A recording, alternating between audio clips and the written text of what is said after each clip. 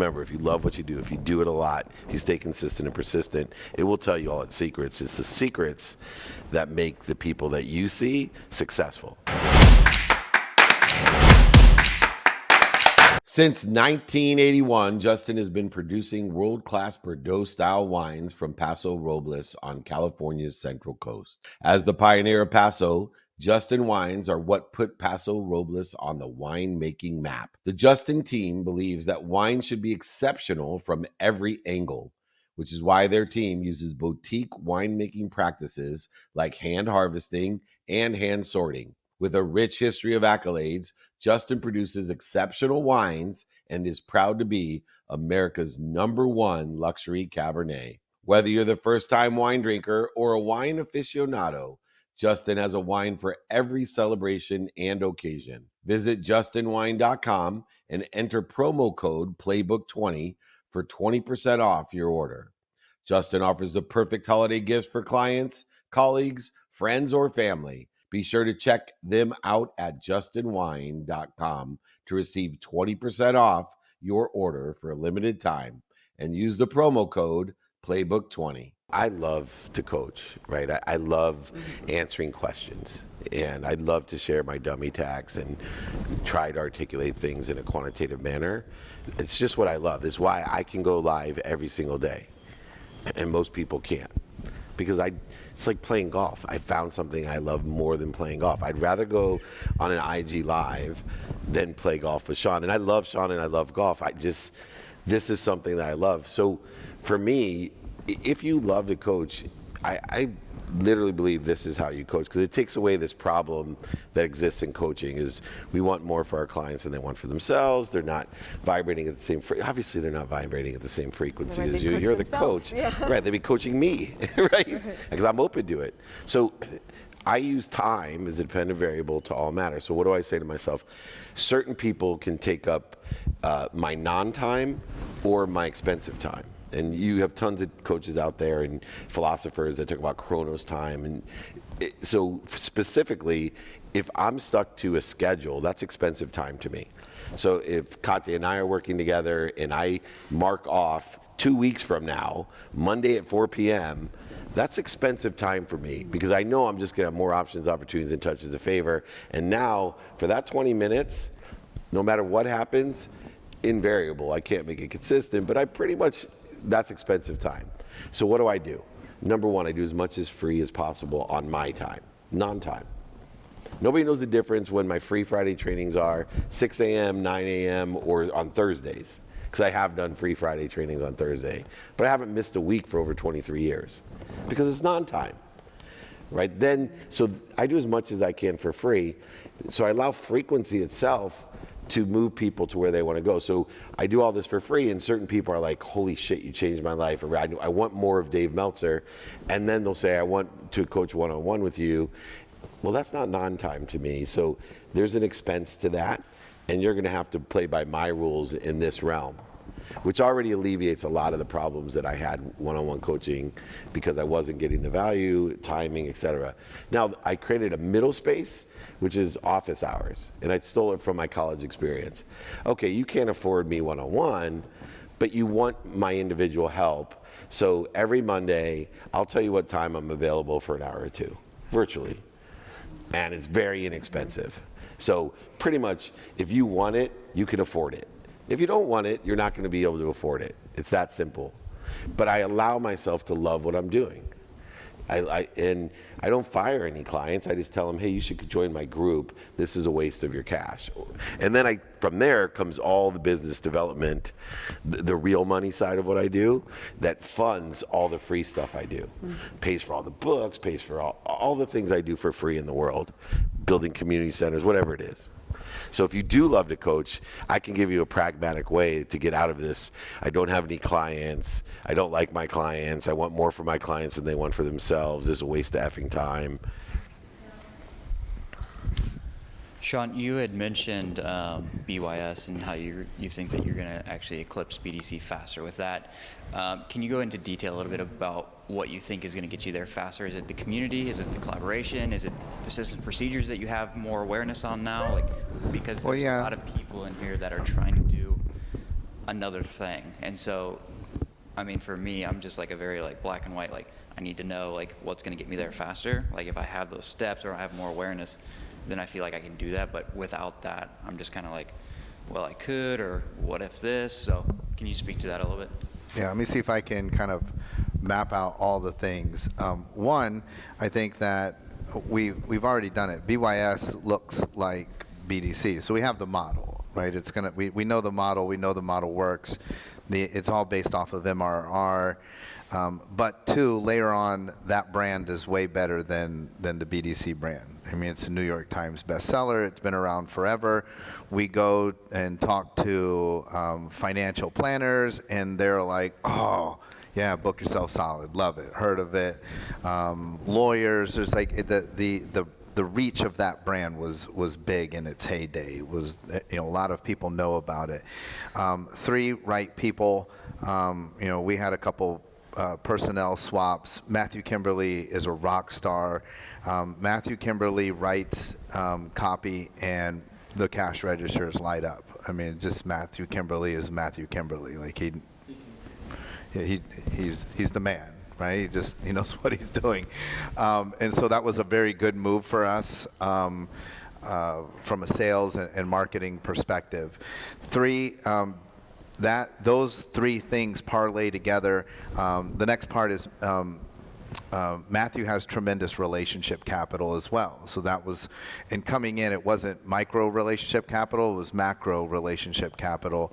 I think that this week, Matthew is with Amy Porterfield, and somebody else is launching a book.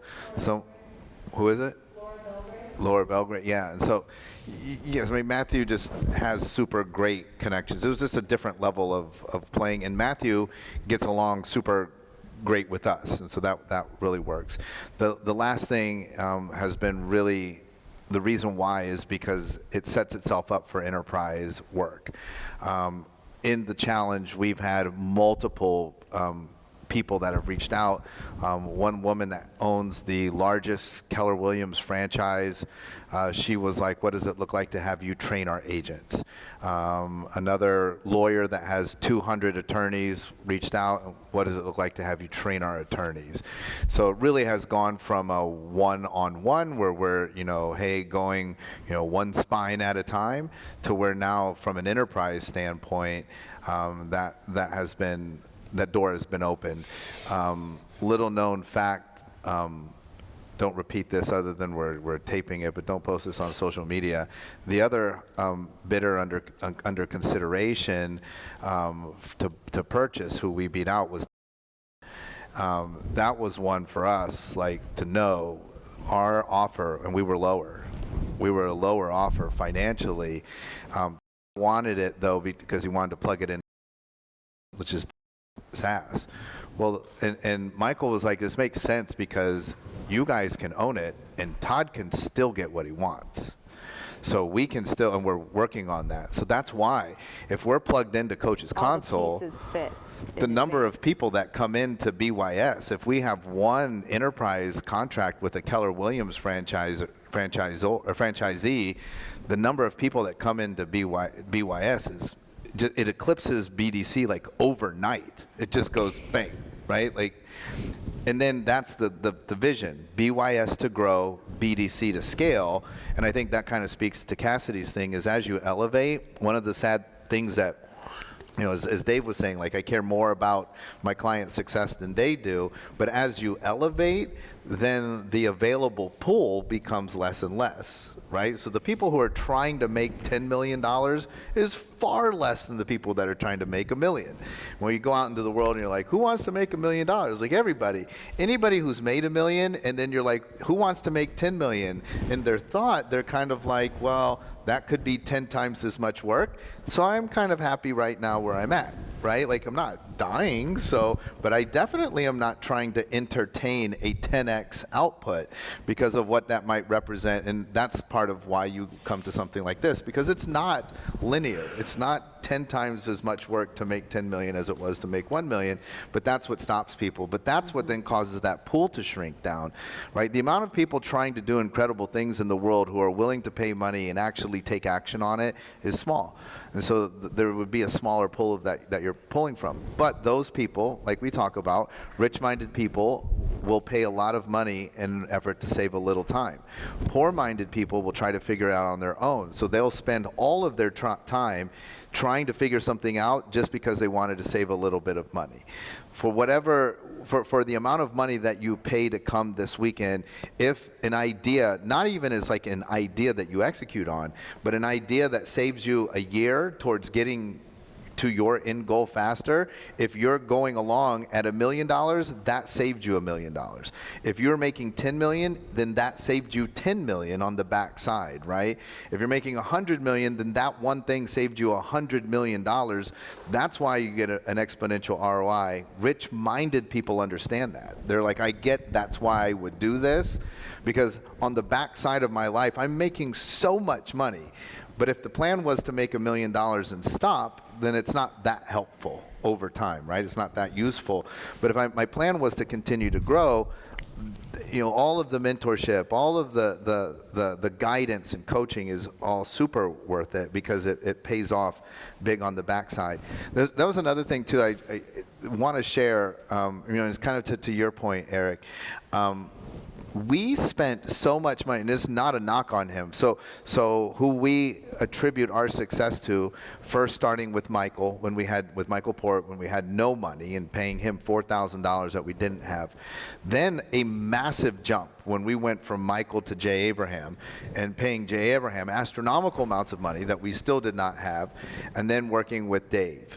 And in that time with Jay, we were always trying, like the number one question we asked every single time was, get us out of this stuckedness in chiropractic, out into other verticals.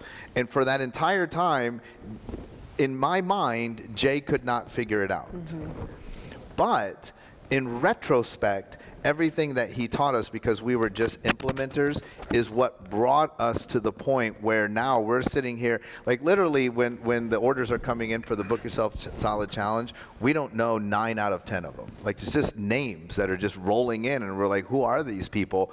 That's part, like, we know, like, oh, like, we're on it, because it's not just the same people repeating over and over and over again.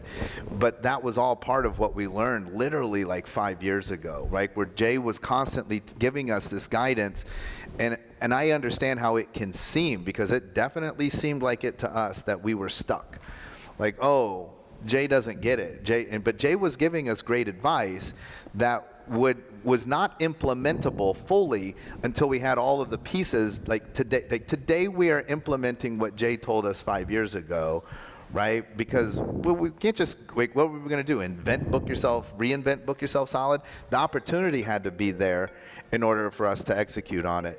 The other piece of that I get asked a lot too, I think is key, is the social media pieces, which honestly is relationship connections from Dave. And Dave's team first, and then we've collaborated with them to make some of that available to you. It's not all available because it's people, because there's limited resource on their time. As I had somebody reach out to me yesterday that was like, tell me who built the challenge and how do I work with them? And I was like, well, that's the problem, is you can't, right? 'Cause we waited literally 2 years, right, to be able to get in with those guys. And then with Chris, and now Chris has an option. Justin and Chris have worked so that there's an amplification strategy with you, but then an ad strategy with you is harder, right? Because then Chris's team and all of that. And I think that's a large part of what has helped us, is we understand social. I will tell you, until Chris Chung ran a single ad for us, I mean, and a lot of you know who we've worked with, but I will tell you honestly, until Chris Chung ran an ad for us, we had never seen an ROI on a social media ad. Never, until Chris Chung. So I gained an understanding that either, I had to make a decision, either everybody was stupid and scamming us, or there is an elite amount of people over here that really understand conversion.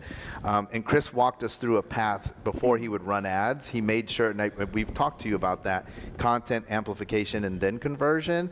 Most of you are just going straight to conversion, and there's no content and no amplification, so nobody knows who you are, so you're running ads in cold audience. But it took that long time for that to happen for us. That base is there now today because we put out so much content. So when they're running ads for BYS, of course they convert better than if we were doing this 5 years ago. And I would say if we just handed any of you Book Yourself Solid, you would have all of the same advantages except for the amount of content that we've put out. So maybe Sam, right? Like the amount of content is what drives that conversion. So those are the sort of, I think, the key formulas or the key components that have made it more successful. You know why people spend billions of dollars on funnels with no traffic? Like, it blows my mind. So it's not even that there's dishonest people, right? It's that they're doing what you ask, but they don't even realize that what they're doing for you isn't going to work. They know what they're doing, but they don't understand the stage theory that first you have to focus on capturing who your essence is, your skills, knowledge, and desire, then learn to modify it, then actually amplify it, then you can advertise, then you can buy ads against it. But if you have no community, none of this works. It's not going to, unless you spend your money to build the community, which is in person, on the phone, via email, and media, is how you build a community. Once the community is set, now you can do, and Jay knew what he was talking about, but he missed the assumption that Shawn and Lacey didn't have a community. So the advice that he was giving him wouldn't work.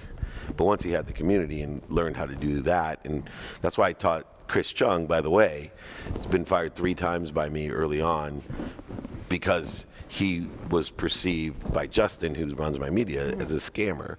And it took me with a more wise approach of saying, no, we're not to the place where he needs us to be, so we're wasting our money. And so, changing my timing and risk tolerance, making a true investment and building my community, then everything worked. And I started to realize, hey, now this kid's getting a lot of reps from what I'm doing. He's better than the rest because he's doing so many reps. He's seeing the secrets, right? Remember, if you love what you do, if you do it a lot, if you stay consistent and persistent, it will tell you all its secrets. It's the secrets that make the people that you see successful. It's the secrets. And I'm looking at this guy Sam, because it's so true in sales. If you're not willing to put the work in, if you're not willing to do the reps, then you can't sell because you don't know the secrets. This show is brought to you by BetterHelp. Therapy is a great tool for facing your fears and finding ways to overcome them, because sometimes the scariest thing is not facing our fears in the first place and holding ourselves back. It's helpful for learning positive coping skills and how to set boundaries. It empowers you to be the best version of yourself. It isn't just for those who've experienced major trauma. If you're thinking of starting therapy, give BetterHelp a try. It's entirely online, designed to be convenient, flexible, and suited to your schedule. Just fill out a brief questionnaire to get matched with a licensed therapist and switch therapists anytime for no additional charge. Overcome your fears with BetterHelp. Visit BetterHelp.com/playbook today to get a 10% off your first month. That's BetterHelp, HELP.com/playbook. Imagine starting a small business, your first customer, first hire, first real paycheck. But everything isn't just exciting, it's scary. That's where JustWorks come in, the all-in-one platform that supports small business growth. Access seamless tools that help with benefits, payroll, HR, and compliance with transparent pricing. It's time to make payroll painless. Run payroll in 90 seconds or less and automate payments so you can set it and forget it. Did you know in 2023 alone, they processed over 25.6 billion in trusted payroll customers? Don't worry about the paperwork piling up either. They take care of payroll tax documents and reporting to help you stay compliant. Visit justworks.com/podcast to join the thousands of small businesses that trust JustWorks to take care of payroll, benefits, compliance, and more. That's justworks.com/podcast. The consistency to all of this, if we look back and listen to everyone talk, is they built a brand over 7 years. It didn't happen in 3, it didn't happen in 2. So everyone that's out there right now, if you're thinking that you haven't done enough, you need to do more, maybe you are doing exactly what you're supposed to do, and your trajectory that you're actually supposed to be mimicking is right in front of you and you're actually on it, and you're putting out all the information you're supposed to put, and the bow's just being drawn back and drawn back and drawn back. Eventually, it's gonna go. And if you look at the proof, is Shawn and Lacey built a brand. David built a brand, and you can't purchase BYS without the SNL brand and the BDC brand behind it. So building that brand, I think this comes back to everything of build your personal brand, and you build it with exactly like David said, free content, emails, and like Shawn and Lacey talk about too. But all of that requires a lot of work, but it comes back to that brand. And the content that you and Lacey put out, or that you put out, all of it's driven to drive your brand. And then that just leads to every other vertical thereafter. And I just wanted to drive that point home, is building that brand is so incredibly solid and important. 5 daily practices. All right. So a lot of the questions. It takes a lot of time. Like, oh, like just overnight be like Insta famous, and it's like my sister did overnight become Insta famous over a bad haircut, and she became this big influencer, and I was like, oh cool, like you just way surpassed me in influence. And she gets like 40,000 views on every one of her stories and blah blah blah. But it was interesting, her challenge was to monetize that. So there's non-obvious content and there's obvious content. A lot of times like we're chasing this obvious content, which is kind of this like clickbait and funny this and that, and it's like, well, if I'm trying to make money on this, how do I create non-obvious content that has like real value and has like a niche, and then maybe it's more specified to a specific audience instead of trying to go after the entire general public. And so it's like really asking yourself, like, where am I growing, and what type of content audience am I really trying to create? I think that's so important though, because I feel like too many people are in love with the end result and not the process. And I feel like some of you need to fall back in love with the process of getting to the end result, because that will light your fire again, right? We cannot just be in love with the very end. That's exhausting, you know, because you're not in love with the things that you do to get you there. And so that's something to think about too. And I think a lot of people care so much about the amount of views or the amount of followers, and I'm like, I'd rather have, like, I wish I could redo, there's one time I bought like 90 followers, or 90,000 followers, or like X amount of followers, and I was like, that was the stupidest thing I ever did. Absolutely. And I was like, I wish I could rewind that somehow and like restart, and I'd rather have 10,000 followers that all actually know who I am versus 150,000 followers that don't, you know what I mean? Like, and I think so many people get so obsessed with that image of like, I need to have this many likes or views or this many followers, when in reality it's like, no, you need to know and have a relationship with the people that actually follow you, or they need to have a relationship with you. And I think too, understanding the difference between 3 things. There's people that watch you, which is an interesting area that people have dissipated or discounted today. Right, I come from a generation of listening and watching, you know, repetitive commercials that pretty soon the jingles in my head, and it's called the bedtime story philosophy.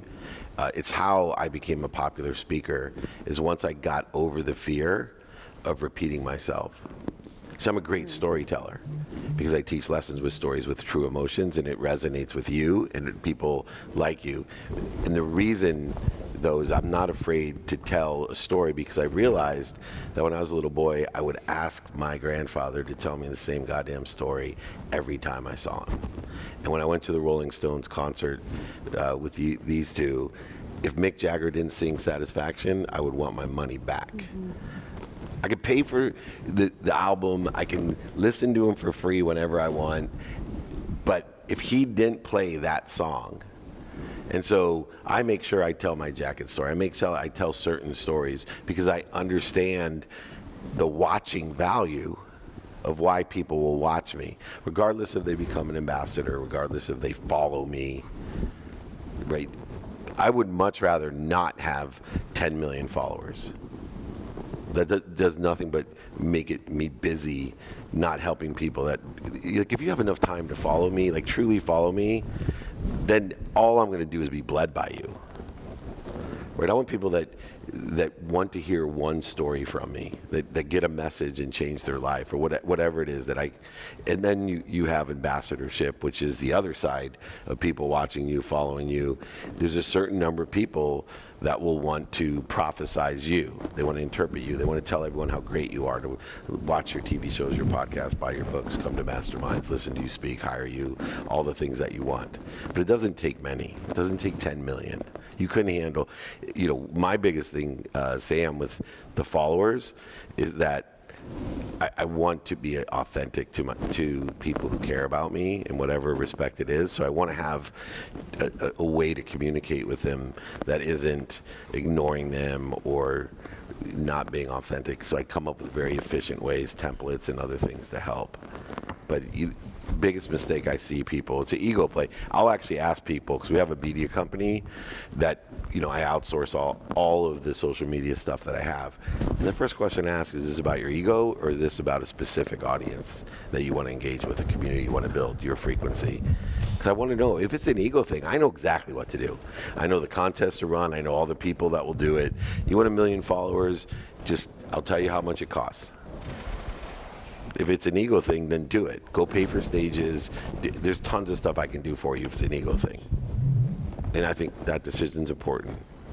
And you realize that from the start. 5 daily practices? Yeah. One last thing. The reverse also is true. You guys have seen, because, and Dave benefits greatly from this. It happens a lot with athletes. That's the same thing that happens to Michael Chandler.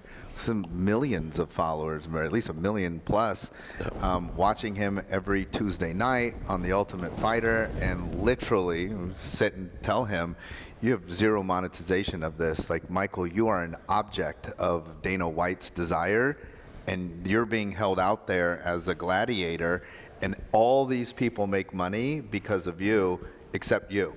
Right? He gets paid something to do it, but it's not proportionate to the risk of getting your face beat in, right? And I'm like, that's weird. So the reverse can happen. That's all real. Like, those people actually, quote, know Michael Chandler, but they don't ever give him. And I told him, like, what if they just gave you $10? Just make them all give you $10. You would be like super set if you just. You get paid more than the fight with McGregor. You'd be paid more than the fight. And so that reverse also happens where, some people just struggle and they create the fake audience, right? And that don't know them. Other people actually have the audience and don't have the ability, or have not yet reached the ability to monetize that audience, which is also critical.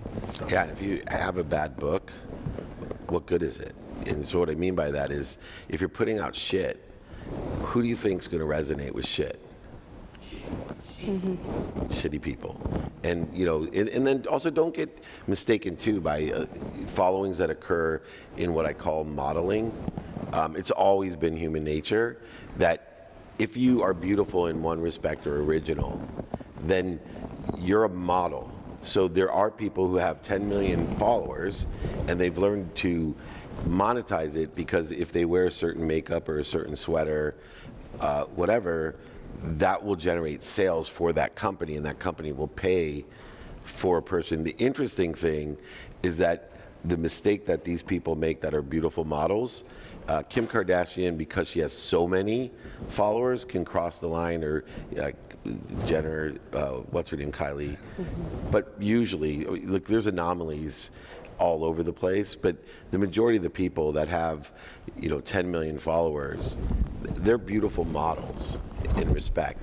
But if they put their name, Ellie Zeiler, on makeup, it's not going to sell, even with 10 million followers. But if she wears L'Oreal, then L'Oreal will pay her, and L'Oreal has an aggregate effect of all these 10 million followers that equals what Kylie Jenner or Kim has, or whatever they are. But they're just models. And that is a business model, to be a model. And then you can, you're a billboard, right? It sells, which is cool. And so that's another area in this space that people mistake. They're like, I see her get all this money, but why? Think about why. And, I certainly can't play in that space. Never have. Although I am a L'Oreal model. Travis Matthews. Yeah, Travis Matthews, but I give him free clothes. But excuse me 1 second, because this is a good example. I went into Travis Matthews because they want my audience of, people who travel a lot. Right, because they're super comfortable, stylish clothes that don't wrinkle. Whether I played golf or not, they didn't care. They wanted a lifestyle ambassador, and everybody else was asking for a ton of money, and I just said, look, man, give everybody I know clothes, give me clothes, and I'll wear them because I love your clothes. And yet now all Callaway buys Travis Matthews. Everybody follows me in that genre. Right, because they're pumping me as much as they can to show me how cool their stuff looks. And then what happens? Now they have bigger budgets, so now they hire me to do what I love to do. Speak, coach, all the things I love to do, and I make more money than Ellie Zeiler, who models L'Oreal. And I get free clothes. For me and my friends. Mm-hmm. So something that's kind of happening, we're seeing an evolution with these brands, and I see this with a lot of the work that I do with brands in the outdoor industry. I'm one of those people that has 10,000 followers, but I have a 30% engagement rate, which is what a lot more of the brands are looking at now. And so they're looking at that engagement rate of saying, okay, yeah, you don't have 1 million of followers, but you have such a high engagement rate of the people who do follow you that we know that people will buy what you're talking about. And a lot more of the outdoor brands are starting to let go of their people that have millions of followers. Eddie Bauer just had a huge, they let go of their entire athlete range because now they're putting all of their focus on community leaders. So they're bringing on people like me who serve the plus size community. For sure. And so it really angered a lot of these athletes who have millions of followers who their entire job is to be an outdoor athlete, because they're saying, well, you're not an official outdoor athlete, but I have so much influence into a community that they're really trying to tap into, that a lot of the outdoor brands and now some of the other non-outdoor brands are starting to follow that trajectory of finding people who have such a large influence in a community versus finding someone who's just an individual that has a lot of influence over people who like watching them but who don't really follow their story. So this is where the middle class media is going to be in the future, which is absolutely true. Same with in-person. Shawn brought this up at the over-the-top dinner that we had about how important it's going to be with artificial intelligence to be able to communicate in person. Because of that, why I want to hear Satisfaction at a concert instead of just listening to Mick Jagger, which I can do every day, all day long. But it was super exciting when that song came on. But I'm thinking about doing a video about what I did with the video. And so I believe that the future economically of monetizing is 1,000 ambassadors. So if you have 1,000 ambassadors like you do, Meg, because you have 10,000 followers, you have an engagement rate of about 3,000 people. Out of those 3,000 people, about a third of them are ambassadors, meaning they're actually telling people to watch you and suggesting, hey, this is good content, you're into what I'm into, so is she, but it's killer fun, entertaining, whatever. So it's called the 1,000 ambassador approach, which is, okay, I have 1,000 ambassadors. I'm going to sell those ambassadors a $27 video with what I know they're listening for, because I'm actually interested in my community and I know what they're listening for. So therefore, they're all interested in transitioning. So I'm going to do a video on how to transition from your primary source of income. Mm-hmm. And it's going to be $27. So I have 1,000 ambassadors. I know that with very little advertising, that I could spend $2,500 in a month just marketing to my 10,000 people. And of the 1,000 ambassadors I have, 100 will purchase the first month. So I'll put $2,500 in, I'll get $2,700 out, I'll make $200. The next month I'll pour the $2,700 in, and it'll move to about 110 people will purchase the $2,700. By the end of the year, my ambassadorship will grow because I'm creating valuable content, speaking to what people are listening for, and on the same $2,500 a month, I'm now selling 1,000 videos at $27 a month in perpetuity. Mm-hmm. Because until that issue dies, which will be never. And so looking at it, I've now created a $25,000 a month income source for the rest of my life. But in the meantime, I'm creating more of these. And what else is happening? Those are all new ambassadors. So I went from 1,000 ambassadors at the beginning of the year and no income, breaking even, to $25,000 of passive income by the end of the year. And I now have somewhere between 2,000 and 4,000 ambassadors. That's why the business model works, because you have a free exposure to 7.6 billion people. And if you get to a point by investing in, you put a lot of effort into getting 1,000 ambassadors, Meg. It's taken you a long time. And the trend is moving that way. But she knows her essence. I don't know shit about what she does, right? It's not, but she does. And there's millions of people that love it. And it's just gonna grow. And so I suggest all of you that are interested in this type of stuff to think about this middle class of media. And that's why so many companies like Kajabi, Thinkific, Mighty Networks are doing so well and getting so funded, because the future is exactly the critical business issue that right now I advise to the largest podcast advertising agency, and they're all panicked because people are cutting their budgets. No, they're not. You see, the early adopters that came in are cutting their budgets because they have less money. But the BMWs of the world right now, what are they doing? They're like, TV's really fucking expensive.